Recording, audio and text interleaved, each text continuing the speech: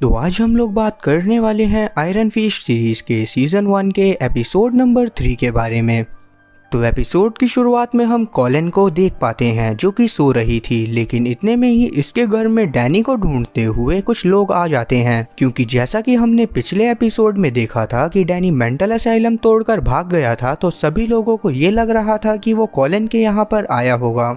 लेकिन जैसे ही कॉलिन को इस बात का पता चलता है, वो तुरंत उन लोगों को लड़कर उन्हें मारने लगती है। फिर जब वो उन सबको जाने को बोल रही थी, तभी उसकी नज़र सीलिंग पर पड़ती है, जहां पर डैनी किसी बंदर की तरह लटका हुआ था। और कॉलिन उसे देखने के बाद भी उसके बारे में किसी को भी भनक नहीं लगने देती और सभी लोगों को यहाँ से भगा देती है। अब उन लोगों के जाने के बाद डैनी कॉलिन को सॉरी बोलता है और इससे आज यहाँ पर रुकने की परमिशन ले लेता है। अगले सीन में हम वार्ड को हैरोल्ड से बातें करते हुए देख पाते हैं, जहां पर हैरोल्ड वार्ड को मारता भी है, क्योंकि वार्ड ने डैनी को मरवाने की कोशिश करी थी, जबकि हैरोल्ड ने उसे सेफ जगह रखने को बोला था। अब यहां से सीन कट होकर अगले दिन डैनी पर आता है, जो कि मेडिटेशन कर रहा था। ये देख कॉलिन उसे जाने को बोलती है, जिस पर डैनी बोलता है कि वो उसकी हिफाजत करना चाहता है। जवाब में कॉलिन बोलती है कि ये अपनी हिफाजत अपने आप कर लेगी, पर जब डैनी नहीं मानता तो उन दोनों में डोजो फाइट होने लगती है, जिसमें आखिरकार डैनी कॉलिन को हरा देता है। जिस पर कॉलिन फिर से उसे जाने को बोलती है। तब डैनी उसे ये बोलकर मना लेता है कि वो यहाँ पर 1 वीक तक रहेगा और उसका रेंट भी देगा। ये सुनकर कॉलिन बोलती है कि तुम कॉर्नर में सोओगे और स्टूडेंट से दूर रहोगे। इस बात को सुनकर डैनी इस पर मान जाता है। और यहाँ से सीन जॉय पर आता है, जो कि घर में पहुँचती है तो बाहर डैनी उसे मेडिटेशन करता मिलता है। अब क्योंकि जॉय को ये भरोसा हो गया था कि ये असली डैनी रैंड है, तो इस बार ये उससे अच्छे से बात करती है और साथ ही वो उसे घर में भी ले जाती है, जहाँ पर जाने के बाद ये इससे तरह तरह के क्वेश्चन पूछने लगती है, जैसे कि ये बचा कैसे। जिस पर डैनी बोलता है कि मैंने काफ़ी बार लोगों को सब बताने की कोशिश करी है, पर मेरी बात पर कोई यकीन नहीं करता। ये सुनकर जॉय शांत हो जाती है, जिसके बाद डैनी घर देखने लगता है। तभी जॉय उसे कुछ पेपर देती हुई बोलती है कि मैं तुम्हारे साथ कोई चीटिंग नहीं करना चाहती और ना मैं कर सकती, और ये पेपर तुम्हारे 100 मिलियंस के शेयर हैं, और तो तुम्हें बस 40 मिलियन ही देना चाहता था, पर मैंने इन्हें ज़्यादा करवा दिया और इन्हें लेने के बदले में तुम्हें अपना बस नाम चेंज करना होगा। ये बात सुनने के बाद डैनी को काफ़ी ज़्यादा गुस्सा आ गई थी और वो यहाँ से ये बोलकर चला जाता है कि ये कोई भी बात पैसों के बारे में नहीं है। वहाँ से हम कॉलिन को देखते हैं, जो कि डायरिल से बातें कर रही थी, जिसे पैसों की ज़रूरत थी, पर कॉलिन के पास पैसा नहीं था। तभी सीन फिर से डैनी पर आता है, जो कि अपने मॉम डैड और अपनी कब्र के पास गया था। अब डैनी उस कब्र को देखने के बाद बहुत ज़्यादा ही भावुक हो गया था। अभी उसे कुछ याद आता है और वो तुरंत जे मनी के पास पहुंचता है, जो उसे चोर समझकर पेपर स्प्रे निकाल लेती है। जिस पर डैनी उसको अपना नाम बताते हुए एक इंसिडेंट बताता है कि तुम मेरे डैड के लीगल डिपार्टमेंट में इंटर्न थी, पर एक बार तुमने मार्गरेट की किसी गलती पर उसे बहुत सारी गालियाँ दे दी थी, पर क्योंकि तुम नहीं चाहती थी कि मैं ये बात किसी को भी बताऊं, तो इसी वजह से तुमने मेरा मुंह बंद रखने के लिए मुझे $5 दिए थे। ये बात जानने के बाद जेमनी उससे कुछ और क्वेश्चन पूछती है, जिसके जवाब डैनी एकदम सही देता है। वहाँ से हम देखते हैं कि जेमनी डैनी से बोलती है कि तुम्हें 100 मिलियंस नहीं लेने चाहिए, क्योंकि तुम बिलियंस के शेयर होल्डर हो, ना कि मिलियंस के। जिस पर डैनी उसे एक कानूनी केस बनाने को बोलता है और जेमनी इसके लिए मान जाती है। तब ये डैनी की मदद करने के लिए उसे कुछ पैसे भी देती है। इस पर डैनी से बोलता है कि मैं तुमसे कोई पैसे नहीं ले सकता। तब जेमनी इसे बोलती है कि कोई बात नहीं, अभी तुम मुझे कोई भी पैसे मत देना, पर अगर तुम केस को जीत जाते हो तो मुझे रैंड इंटरप्राइजेस में एक परमानेंट रिटेनर का जॉब चाहिए।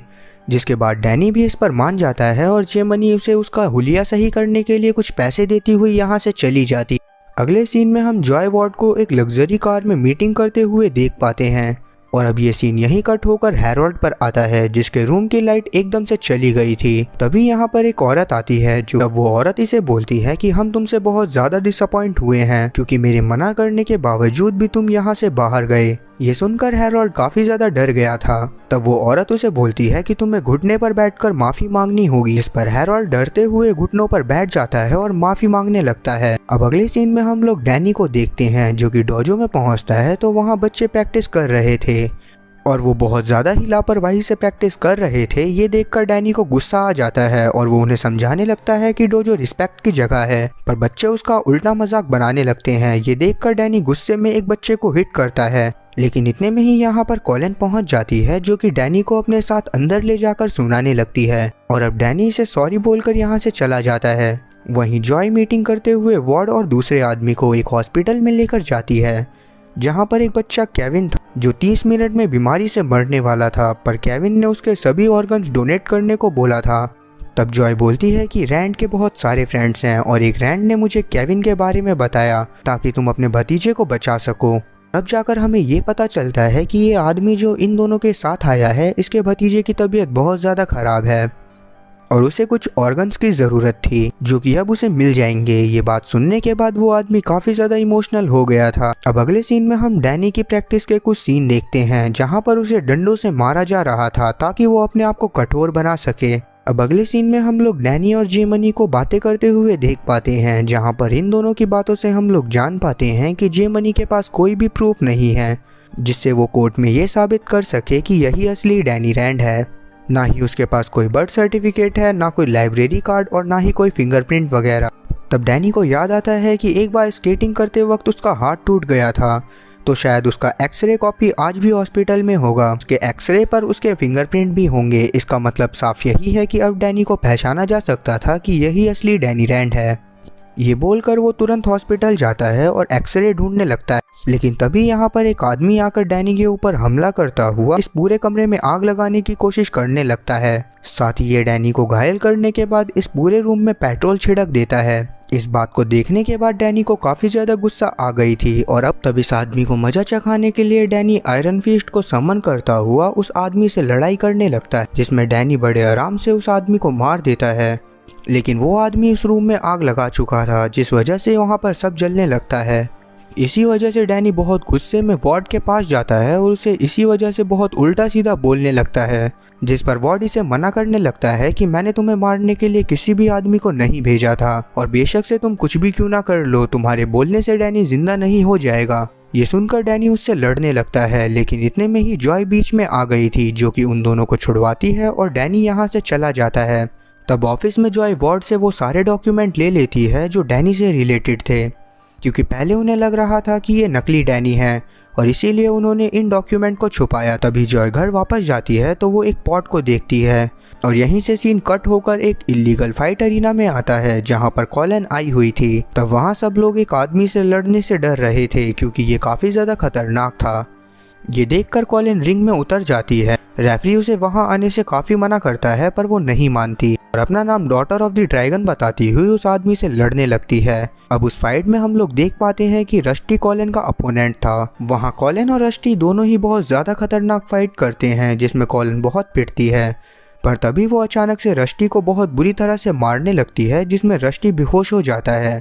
और ये देखकर सभी लोग काफ़ी ज़्यादा शॉक थे क्योंकि कॉलिन जीत गई थी और अब यहाँ पर कॉलिन को पैसे मिलते हैं और ये यहाँ से चली जाती है। अगले सीन में जे मनी डैनी के साथ रैंड इंटरप्राइजेस में जाती है जहाँ पर उनकी बाकी बोर्ड ऑफ मेंबर के साथ मीटिंग थी जिसमें ये लोग ये साबित करने वाले थे कि यही असली डैनी रैंड है। अब यहाँ पर सभी लोग मीटिंग करना चालू करते हैं और जे मनी बोलती है कि ये असली डैनी रैंड है जो कि यहाँ का 51% का शेयर होल्डर है। तब वार्ड बोलता है कि तुम्हें इस बात का प्रूफ देना होगा। ये बात सुनने के बाद जे मनी उसे वो पॉट देती है जिसको जॉय पिछले दिन देख रही थी। आगे ये बताती है कि ये पॉट खुद डैनी ने क्ले से बनाकर जॉय को गिफ्ट करा था, इसी वजह से इसमें उसके फिंगरप्रिंट्स हैं। वार्ड जब उसे देखता है तो उसमें सच में फिंगरप्रिंट्स थे। ये देखकर वार्ड शांत हो जाता है और अब ये बात प्रूफ हो गई थी कि यही असली डैनी रैंड है। ये बात प्रूफ करने के बाद डैनी और जे मनी यहाँ से जाने लगते हैं। तभी डैनी वार्ड को अचानक से कहीं जाते देखता है, इसी वजह से वो उसका पीछा करने लगता है।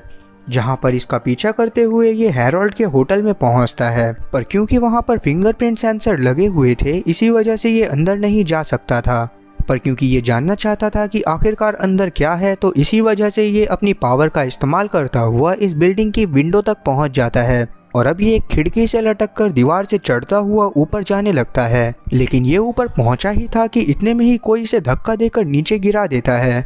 अब ये तो जाहिर सी बात है कि आयरन फिस्ट इस सीरीज का मेन हीरो है तो ये मरने तो नहीं वाला। तो मैं आपसे ये फालतू बात तो बिल्कुल नहीं बोलूंगा कि अगर आपको जानना है कि डैनी जिंदा है या मर गया तो आपको अगला एपिसोड देखना पड़ेगा। इंस्टीड ऑफ दिस मैं आपसे ये बोलूंगा कि अगर आपको जानना है कि डैनी अब यहाँ पर कैसे जिंदा बचेगा तो आपको अगला एपिसोड देखना पड़ेगा।